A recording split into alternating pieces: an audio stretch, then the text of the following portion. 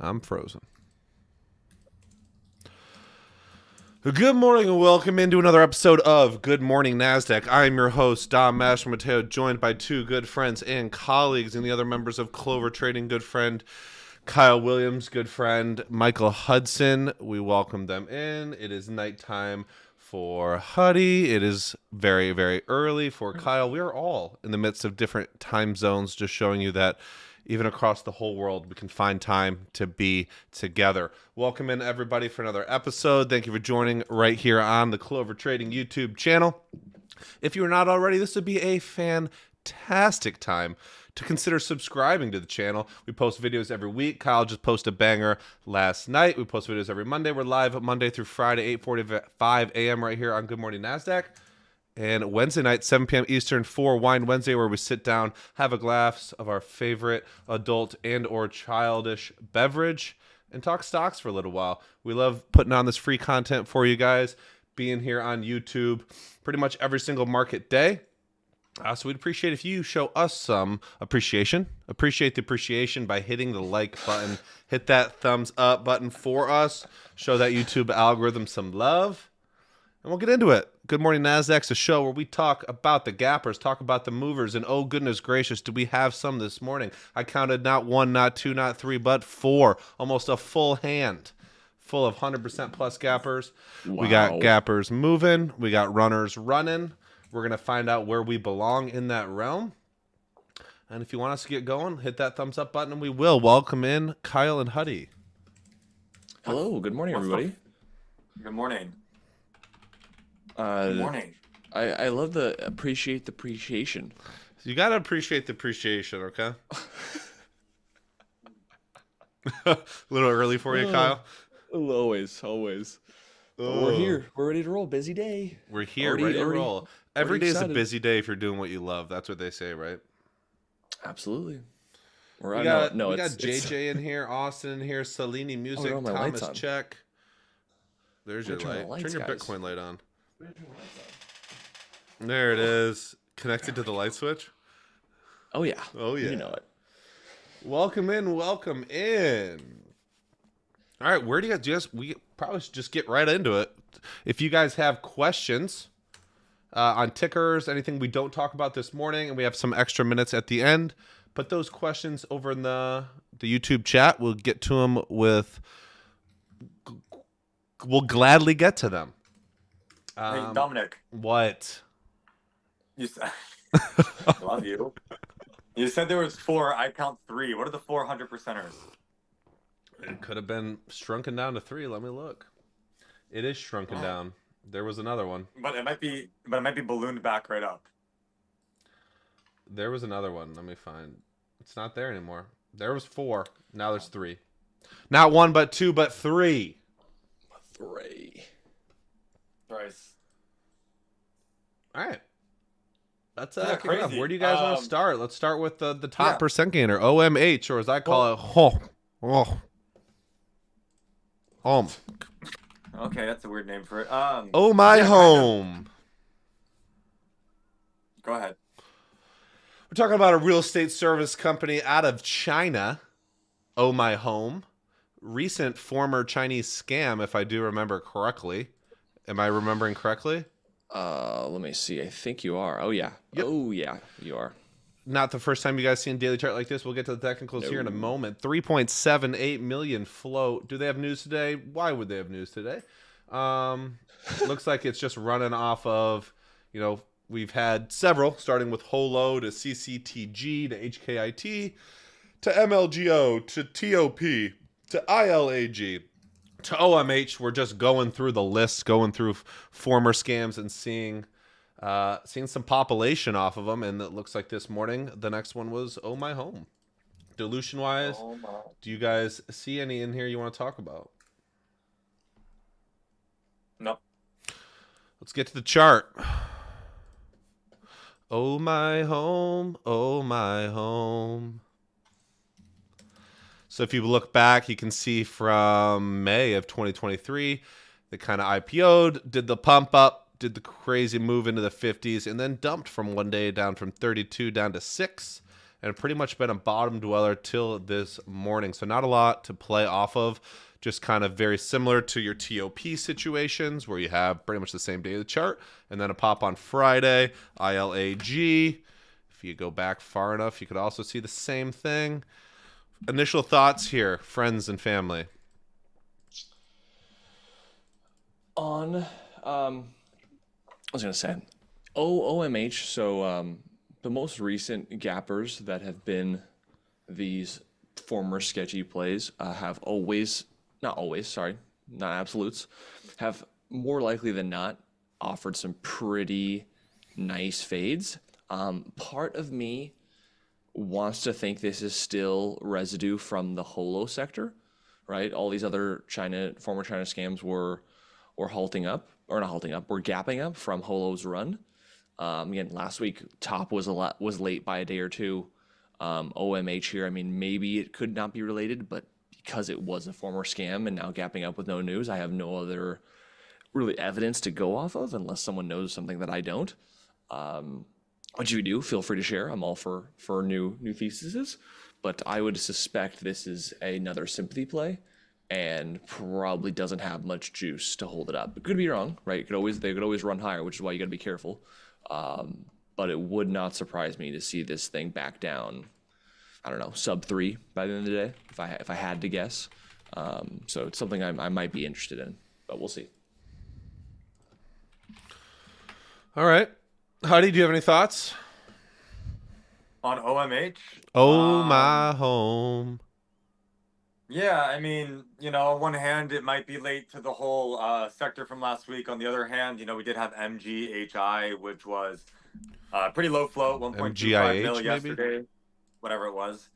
That did squeeze pretty hard, and so we just have this theme going on, and it really feels like it stems from about the time, at least in my opinion, it stems from when China put a ban on short selling, and we started to see. I've been seeing China stocks on my gap scanner every day since, and so it just seems like it's kind of like a hot sector, a hot region, whether it's a scam or not. I wouldn't be surprised if any of these put. They're hot, right? So with that being said, with these big gap ups, I think it's very hard to sustain this kind of volume at these prices. So I think end of day result won't be pretty, but how high it goes before then, I do not know. Yeah, no real interest here for me. I would expect kind of a top situation here if it was me guessing. It's late to the party. You kind of assume that the runs get more and more short-lived as we go through the whole pattern over and over again. First you have holo, then you kind of have your MLGOs and that slew of them. Then we had top and ILAG Friday. Yesterday we had, what'd you say, MGIH and BMR did a pretty crazy move. And those end up being pretty good moves. They just kind of were short-lived in the fact that BMR goes from 3 to 30s and then closes at 9. So we're shortening the time frame. Doesn't mean one can't continue to run. Doesn't mean shorts won't continue to be stupid. But we will see. For me, it's a pretty easy avoid, kind of near the low end of the range right now. Pre-market still up 270% though. Next one I see is BGLC. Is there any fun ticker name here? BioNexus Gene Lab. Let's take a look at BioNexus Gene Lab, okay?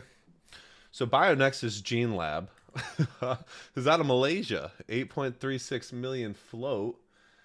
They're developing and providing safe, effective, and non-invasive liquid biopsy tests for the early detection of disease risk derived from evidence-based research to minimize treatment costs and improve patient management on his current health status.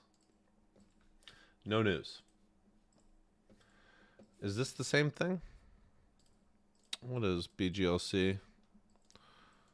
This isn't a... So it's a recent IPO. Or uplist, it looks like. You said uplist? Not a lot of information on them. They have 35.8 months of cash. They're a diagnostics and research company. What shall you say, Huddy? Gapping up. I mean, again, it's just tough with where the market is right now to really underestimate anything's ability to spike. But I don't think that this has been the best ticker in the past. I'm short biased on this one as well as OMH. Again, doesn't mean I really know how far it's going to push at open, but this 150 level might be pretty key in terms of the chart. There is overhead resistance from its previous runs, but once it clears this area, I mean, it can move. It has in the past. But again, anything that really gaps up in this 250% area, I don't think it's high likelihood that it sustains its run. This one having a lot less volume though than OMH. Yeah, Bionexus Gene Lab does have less volume. Is sitting near the highs in pre-market, grinding up. You do have that resistance level at 160. We'll see how that plays out. Volume on this chart really is pretty light, except one day on a day one gapper in which it kind of pulled back, it looks like, in the morning, closed near the highs, and gapped down the next day. With the increase in recent gappers, especially 100% plus gappers, I'm sure Huddy has his hands full. For me, it means I tend to sit more on the sidelines and let them develop, because that means the odds of one of them becoming a runner or something I might trade down the line increases. So I'd rather just sit back, learn about them right here on Good Morning NASDAQ, and kind of see where they're at mid to late day and going into the next days versus trying to predict which ones are going to continue the run. Really difficult, even when you have multiple 100+% runners, to pick the ones that are going to continue to run out of the gate. So I don't really play that game, and I don't really like longing these ones. But that 160 level would be something I draw my line on the chart this morning and maybe look at it post noon and see where it's at. Kyle, anything here on Bionexus Gene Lab? Not really for me. I know it's if I'm saying it's like what, a 10 mil float. It's not really that low, but just the way it moves here pre-market, I don't know why it scares me. To be up, I mean, maybe it was just early pre-market, but to be up, 200+% so quickly.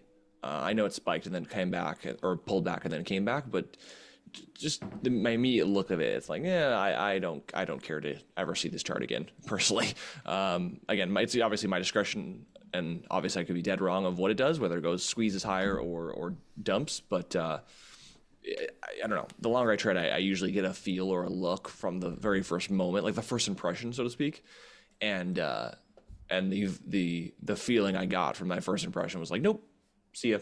Like, I'll see ya never, Yeah. So, yeah. Very cool. Very cool. You guys already know we have another 100+% gapper in the form of ARBB. Let me get set up here. We're talking about ARB IoT Group. Okay, why wouldn't we be talking about ARB IoT Group? Information Technology Services Company out of Singapore. Place that Huddy's probably been. 1.44 million.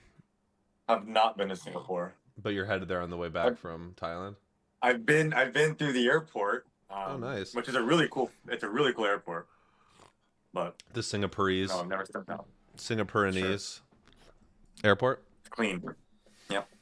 1.44 million float. News, why would there be any? Nope.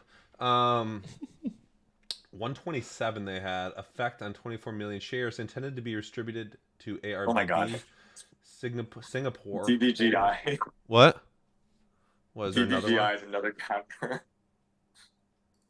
It's rising on the list. It's right here, folks. Can it rise more? Can it rise? Can it take over BMR? Come on. All right, we'll check in a moment. Back to ARB IoT. So it looks like this is a recent IPO and some sort of share switch holds. Like April last year IPO? Oh, no, not an IPO. I guess did a reverse, or not, maybe not a reverse split, but they had a huge gap up day. Okay. Back in December. Yeah. You guys see anything fundamentally that interests you to talk about? I don't see anything on any of these companies. Low float that I'm seeing. I'm seeing 1.4 million float on ARB. I think it's the lowest float of all the things spiking right now. There we go. That would make sense.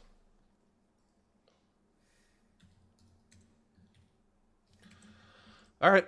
Yeah, big run or big move, big gap on the 26th, the day after Christmas, from 225 up, topping out around 450 on pretty good volume, right around 100 mil. So we're opening slightly below that. We've spent some time above that this morning, but we are at the lows of pre-market. I gotta sneeze 1 second. It was more of a burp. It was my third coffee of the day. Looks like it ran a little bit yesterday into the close and after hours. No news that I can see. Again, for me, it's not really about buttons to. I know Huddy's got his strategy. Kyle sometimes short gap and craps. For me, it's more about what's the levels on the daily chart that matter, and if it's going to continue down the road. It's Tuesday today, so is it something that I'll be interested in Wednesday, Thursday, Friday? I don't know that yet, so I'd rather sit back and let it develop. The line I would draw is at 450 on ARBP this morning and see how that's reacting. Again, noon, 1 o'clock, 2 o'clock, and see if it's relevant and see what type of volume it's trading. Also, probably take a temperature what the rest of the gappers are doing at that point in the day. But for me, no real immediate interest out of the gate. You guys? Even Nothing being really. okay, go ahead, Eddie.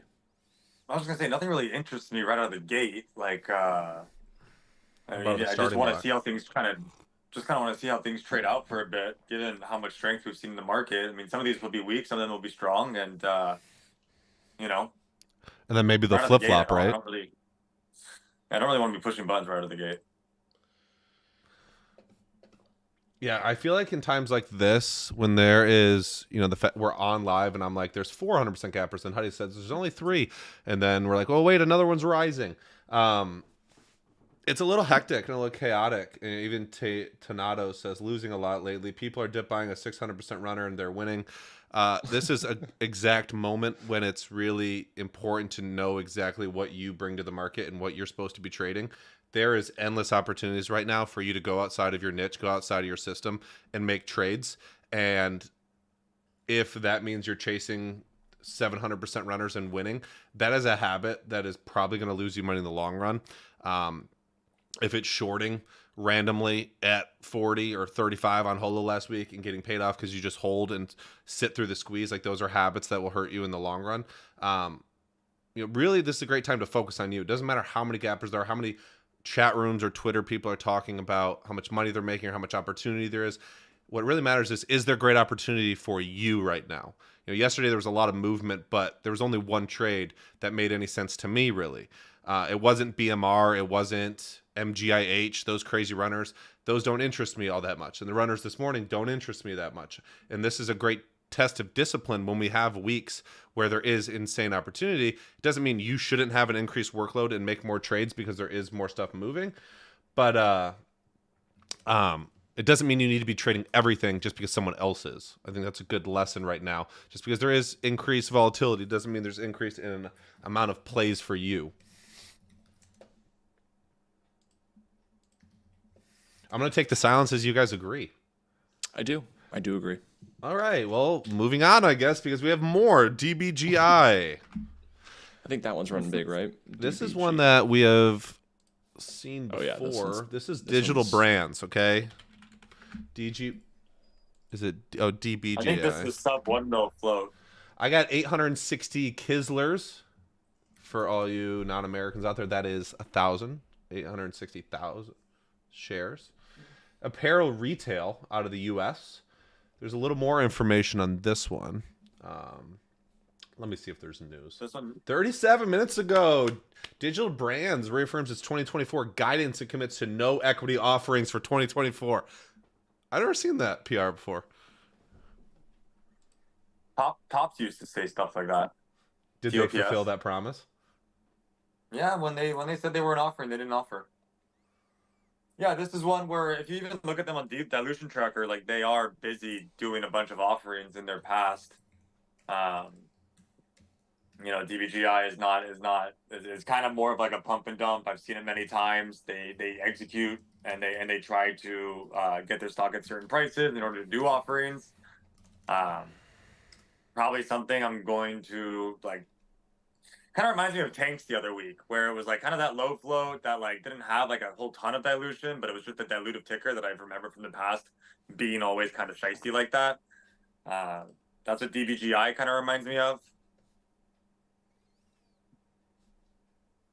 And they also have this warrant. The warrant level is 943, which we're smacking right now in the pre-market. Looks like they're getting to where they need to get in order to execute those warrants. Maybe a bit of push at market open to really execute them. Who knows? If they execute those warrants, would you say that they have gone against what they're committing to? Are they saying they're not going to execute warrants, or they're not going to do another offering? I Yeah, think they they're have- probably they have playing. stuff They're probably outstanding. playing word games over there.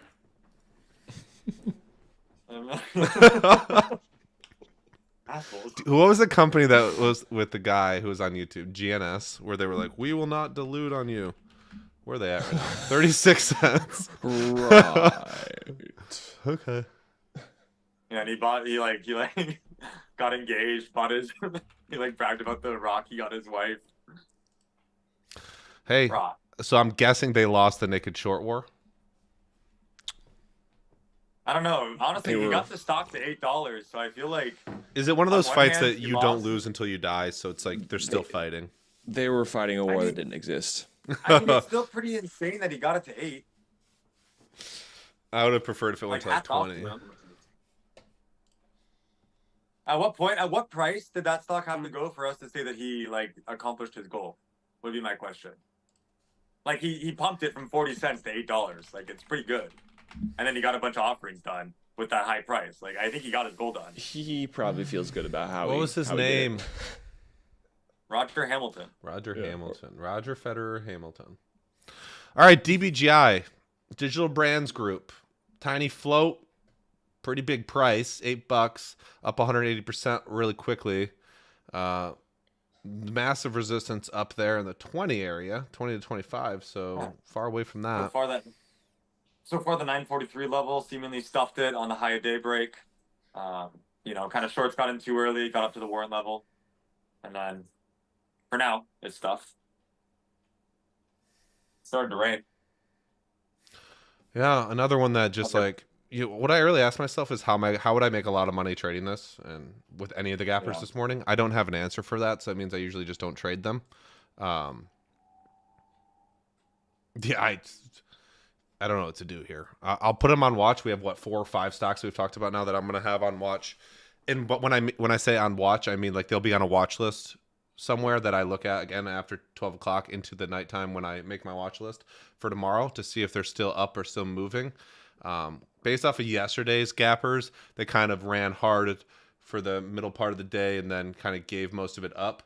So if I'm playing off of that trend, then maybe the spikes are even more short-lived into today. I think shorts are kind of tentative right now, where you kind of see that first move go a little further than it usually has in the last few weeks, where they're not attacking that first or second move. They're being a little more patient, and so maybe have a lot more chasers. That's kind of why you probably saw like BMR, MGIH go a little further and then just get hammered all day. Once the backside's in, the longs are kind of tripping over themselves. But nothing really for me here. I don't know if you guys have a play on this. If this fits into your criteria, Huddy, 800K float, gapping up 200%. Sounds like a fun one for me. I mean, the problem is with these low floats. Are we talking about DBGI still? Digital brands. Yeah, the problem with these low floats is it's kind of what you said, like, and that's what I mean, we've had this whole conversation in a webinar recently where it's like, I can say I'm risking a level, but what's the stock actually going to look like at that level? Is it going to halt into that level? Is it going to swipe through? I mean, BMR, I think everyone all day wanted to risk 850 or whatever that high day was, but in reality, if you didn't cut right there, your stop loss wasn't triggering until 12, no matter where it was. So that's kind of the messed up part with any of this. Like, I don't think you can really go into any of these plays with tight risk and actually expect to get out where you want to get out. So the risk reward is going to be botched no matter how you're looking at it. That's just kind of like the sad reality if you're using like a high of day marker or something like that. So I don't know. It seems like the safer plays obviously were to go after maybe some of these big caps that are extended, like the ARMs, the NVIDIAs, the SMCIs, the non-things that are just going to swipe through and cause a bunch of headaches. I feel like, parabolics on ARM and, NVIDIA, maybe SMCI having first red days today, whatever it is, just feels like I can trust risk levels a bit more. The more you talk, it's just like there's so many different angles to go into this morning. If you were someone who like is a reactionary trader, you could have 20 stocks on your watch out of the gate. If you have all the stocks from last week, all the stocks from yesterday, all the gappers from today, it could be quite stressful. You can have a lot going on. Mess. But what I'm just saying is that there's certain, like when I watch BGLC and I watch DBGI, like do I think I'm getting out where I want to get out? I don't think so. And so that makes it really hard to make a lot of money in those circumstances. I feel you. I feel Dude, that. I feel you. I feel that. I feel it. I feel us. I feel together. Oh. All right, we'll get to some questions here and then wrap it up. Remind you that I- tomorrow's episode will be at 9:15 a.m. for live trading right here on the Clover Trading YouTube channel. I will say, Well, just say it. I love the order though that we went down the gappers today. We went from like the best in my opinion to like to oh and then to oh my gosh, like that in terms of like float and then range. It's like they just procedurally got less fun to even want to look at. Like I already said I didn't like the last one, but I BB or DBGI I look at this, I'm like, oh, this is even Digital worse. brands. Like, digital brands. I'm like, nope. See ya. Stay away. That's how I feel about almost all of them. But yeah, for all you people out there who are, we'll get to some questions here in a second, who you don't have a home. You're interested in this education thing. You guys are here every day, hitting the like button, subscribe to the channel. We have 7 days for $7. Go check it out. Right after we finish up here, you'll get access to all the webinars this week, everything we have to offer from video lessons to watch lists to trade alerts to archive webinars to the room. Go get yourself access. If you're serious about this trading thing, see what we're about. You don't have to give us another dime. It's $7 transaction fee. It's basically a free week. Go in there. That's what I would do if I was a beginner and I was strapped for cash and want some education. Go to 4Leaf, get the 7-day, $7 trial, and get access to everything. Study your butt off for a week, and then don't ever look at us again if that's what you don't want to do. If you want to consider staying, we'd absolutely appreciate that. But I think it's just a great deal. It's cheaper than a cup of coffee a day, right, Huddy? Yeah, Sure. definitely. Coffee's like $12 these days, so you can actually get almost 2 cups of coffee. Or That's 2 actually memberships. Huddy's biggest expense is the Starbucks. It's actually not because I'm invested in Starbucks, so they pay me to drink it. That sounds like a delusion. It's true. All right, let's see some questions here. Question: when a stock is halted, no one can buy or sell shares. Curious, how is the price in the level 2 changes? Kyle? Kyle? There's just because buyers and sellers can't actually transact doesn't mean that buyers and sellers are actually bidding or trying to sell at certain prices. That's how the gap up is created, right? So like even though the stock may be halted, there is still either demand or supply wanting to pick a price before it reopens. So that's why you'll see a stock, gap up huge. That's why you'll see a stock gap down huge. That's why sometimes you'll see something open even after a volatility halt. Again, just because it's the whole reason why you see OTCs gap up or gap down overnight. It's no different. If it's just because the stock's halted or closed doesn't mean there's potentially someone on the bid or ask willing to buy or sell at a new price or the same price. So that's why. That's why. Someone asks, is the short ban on Chinese markets, or does it also apply to NASDAQ ETC? Huddy? I haven't actually read it, but you can Google all about it. I'm sure it's a thing. I don't want to mislead you. Like, just Google it and find it out for yourself. I don't know all the stipulations to what it is. I just remember. Well, seeing you do somewhere say it a on lot. Twitter. Well, I read it somewhere, and in my mind it clicked, and I hope it's right. But I don't know. I think it's like the Chinese stock market or something. I don't know. I don't think it has to do with NASDAQ or New York Stock Exchange, obviously. Yeah, that's what I've seen so far too, but I haven't really read or looked into it much. Chives asks, any plans for shorting into pops today from yesterday's runners or staying away?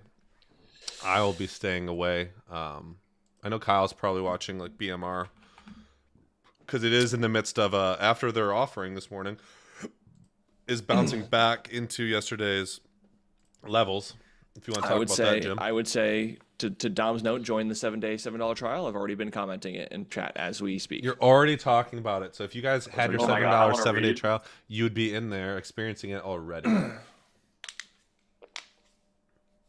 So short answer, yes. Yes. Short answer, yes. Easier to trade yesterday's stocks today than it is to trade today's stocks today. Write that down. Write that down. Write that down. Write that down. Write that down. All right, I think that's enough questions. Thank you all for being in here this morning. Like I said, tomorrow, 9:15 a.m. If you show up 8:45 and you write in the Clover chat, good morning NASDAQ today, question mark, what's going on, blah, blah, blah, blah. You've been told right now, and like 14 of you already got off here. I can see towards the end of the show. If they show up at 8:45, it's on them. Tomorrow, 9:15 a.m., your favorite Clovers with live trading. Hopefully, it seems like there'll be something going on. But we'll be here right then. We also have a boot camp in just a few weeks in New York City. If that's something that interests you, in-person live training, conference-style presentations, live trading, night outs, food, all that good stuff, consider it. Clovertrading.io. Check it out. Tickets still available in the Windy City. Not Windy City. What is it? City that never sleeps. New York City. Home of Elfstad. Have a wonderful day, everyone. Stay safe out there. Be the best version of yourself you can be. We'll see you first thing tomorrow morning. All you 4-leaf Clovers, I'll see you at 11 a.m. for our webinar. Bring questions. All you 7-day, $7 subscribers, get in there and ask me a ton of questions. We'll have a great day. Kyle, thank you for showing up. We'll see you in like 5 seconds. Peace. Bye. Later.